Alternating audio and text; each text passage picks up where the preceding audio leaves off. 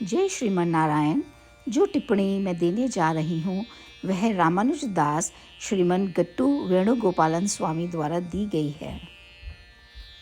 अध्याय 3 कर्म योग, श्लोक 21।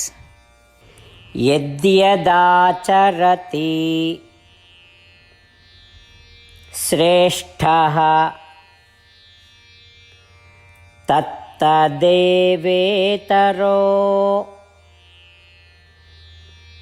जनः स यत्प्रमाणं कुरुते लोकः तदनुवर्तते। ओम। गीताचार्य श्री कृष्ण परमात्मा अर्जुन सहित हम सबको कर्म योग सिखा रहे हैं। परमात्मा कह रहे हैं, अर्जुन, यद्यपि तुम ज्ञान योग का अभ्यास करने के लिए योग्य हो, तुम्हें कर्म योग का अभ्यास करना चाहिए, क्योंकि यह सरल और आसान है और इसमें कोई जोखिम या खतरा शामिल नहीं है। इतना ही नहीं अर्जुन, तुम वर्तमान में समाज में एक उच्च स्थान पर हो। तुम्हारे कार्यों को देखकर और तुम उन्हें कैसे कर रहे हो, जो लोग ज्ञान योग और कर्म योग की अवधारणा से अपरिचित हैं, वे तुमको एक उदाहरण के रूप में लेंगे और तुम जैसे हो वे भी वैसे ही अभ्यास करेंगे। यदि तुम अपना कर्म करना छोड़ देते हो तो तुम ऐसे व्यक्तियों को अपने कर्तव्यों या कर्मों की उपेक्षा करना सिखाते हो। ये सभी व्यक्ति अपने कर्तव्यों या कर्मों का त्याग कर देंगे। वे ज्ञान योग का अभ्यास करने के लिए भी योग्य नहीं है, इसीलिए वे उसका पालन करने में असमर्थ हैं। अब वे अपना अभ्यास भी नहीं करेंगे, अथवा तुम्हें ऐसा करता देख वे भी अपना अभ्यास नहीं कर पाएंगे। तो इन सभी खतरों का मूल कारण क्या है? वह यह है कि तुम अपने कर्तव्यों का पालन करना छोड़ रहे हो। इसीलिए दुनिया के सर्वोत्तम हित के लिए जो व्यक्ति समाज में उच्च स्थान रखते हैं, उन्हें निसंदेह और निश्चित रूप से कर्तव्य पालन का अभ्यास करना चाहिए। उन्हें निष्काम कर्म करने चाहिए।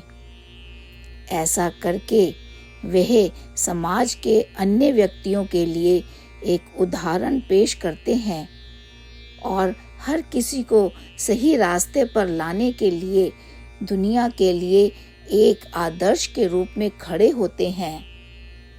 इस प्रकार भगवान निष्काम कर्म का अभ्यास करने को उच्च प्राथमिकता और महत्व देकर हम सभी को प्रोत्साहित कर रहे हैं। वे कह रहे हैं कि जो लोग महसूस करते हैं कि अभ्यास करना अनावश्यक है, उन्हें अभी भी निष्काम कर्म का अभ्यास करना चाहिए।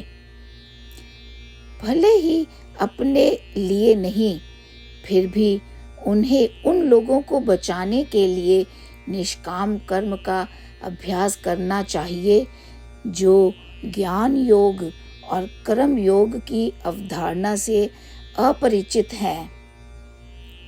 आइए हम सभी भगवान का अनुसरण करें और निष्काम कर्म की शिक्षा और अभ्यास करें।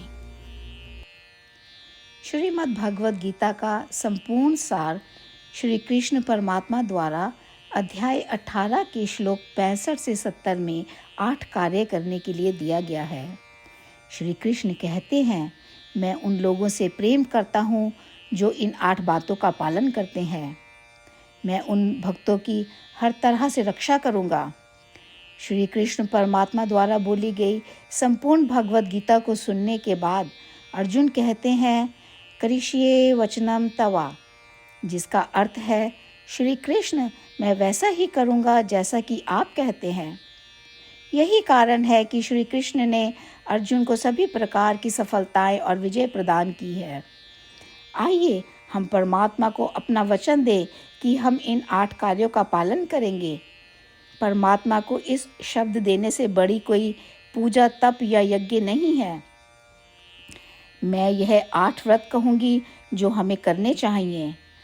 आप सब कृपया अपने मन और हृदय में इन पर विचार करें। इस तरह से हम श्री कृष्ण को अपना वचन देते हुए हम सभी श्री कृष्ण के प्रसन्न भरे मुख की कल्पना करें और इस आनंद को महसूस करें। जय श्रीमन नारायण। ये है हमारे 8 वादे। हमारा पहला वादा, हे श्रीमन नारायण, जैसा कि आपने निर्देश दिया है, मैं हमेशा आपका ध्यान करूंगी और आपके बारे में सोचूंगी। हमारा दूसरा वादा, हे श्रीमन नारायण, जैसा आपने सलाह दी है, हमेशा आपका भक्त रहूंगी। हमारा तीसरा वादा, हे श्रीमन नारायण, मैं आपकी सेवा के रूप में और आपकी संतुष्टि के लिए अपने सभी कार्य करूंगी। हमारा चौथा वादा, हे श्रीमन नारायण, जैसा कि आपने अनुसरण करने के लिए कहा है, मुझे पूर्ण विश्वास है कि मैं आपकी हूँ और मैं हमेशा हाथ जोड़ूंगी और आपको नमस्कार करूंगी और आपकी पूजा करूंगी।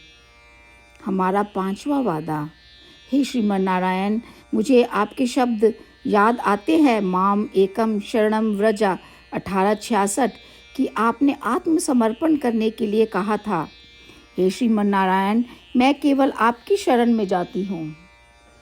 हमारा छठा वादा, हे श्रीमन नारायण, मुझे आपके शब्द माँ शुचः 1866 याद है कि आप हमें शोक ना करने का आश्वासन दे रहे हैं। मैं अब और शोक नहीं करूँगी। हमारा सातवां वादा, हे श्रीमन नारायण, आपने हमारे लिए श्रीमद् भागवत गीता प्रदान करके हम सभी पर कृपा की है और आशीर्वाद दिया है। मैं प्रतिदिन कम से कम 1 श्लोक पढ़ने या सुनने का वादा करती हूँ। हमारा 8वां वादा, हे श्रीमन नारायण, आपने गीता को पूरी मानवता तक पहुँचाया।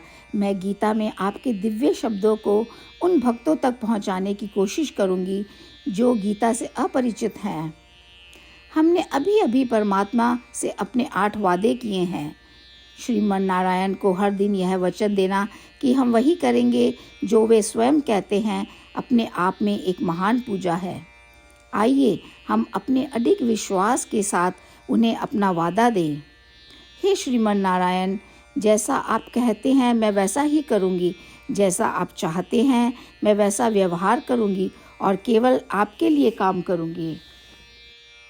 श्रीमन नारायण करिष्ये वचनम तवा, जिसका अर्थ है, श्रीमन नारायण, मैं आपके निर्देशों के अनुसार कार्य करूँगी।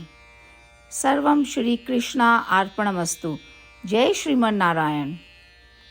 यद्यदाचरति श्रेष्ठः तत्तदेवेतरो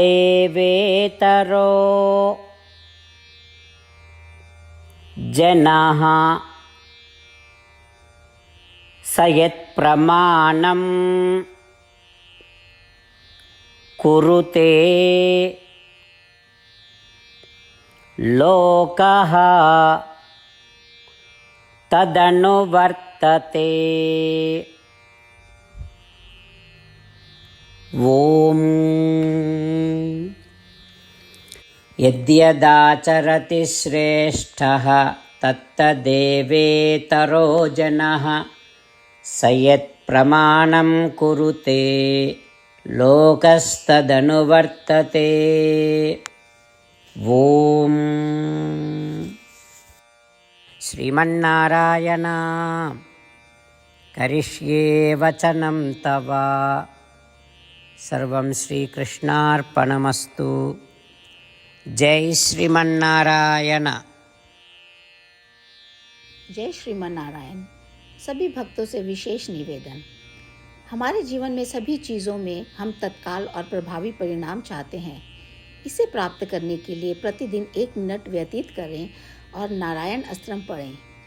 नारायण अस्त्रम प्राप्त करने के लिए नारायण अस्त्रम वेबसाइट पर जाएं, जो www.narayanastram.org है, और पंजीकरण में अपना नाम और ईमेल प्रदान करें।